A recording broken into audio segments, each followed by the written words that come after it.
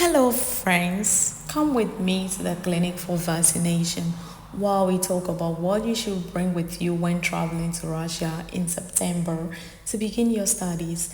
I receive special requests from many of you to make this video, but I haven't had enough time. I haven't had time to make a sit down video. So yeah, here we go. You can make do with this.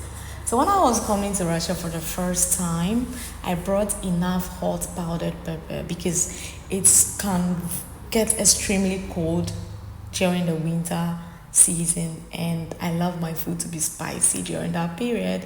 So I brought enough hot pepper. I also brought palm nut oil. I brought okra,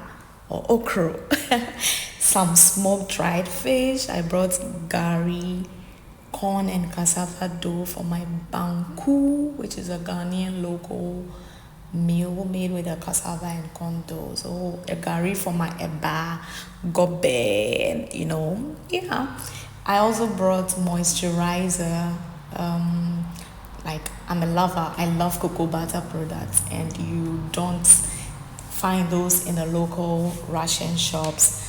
I also brought shea butter for my skin, during the winter period, and also for my hair.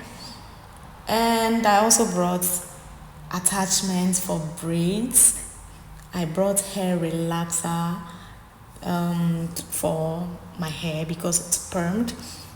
So for people coming from Africa, especially West Africa, and you love to braid your hair, don't forget to bring your attachment.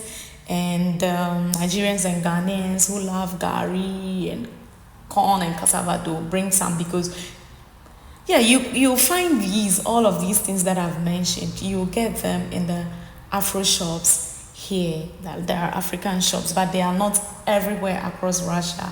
So it's difficult to get them. When you're in Moscow, it's a bit easy to get these things from the Afro shop.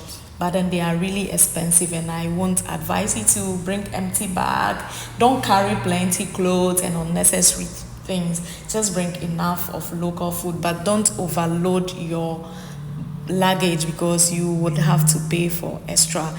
Good luck. See you all in Russia in September. Safe flight, guys. Bye. See you in my next video.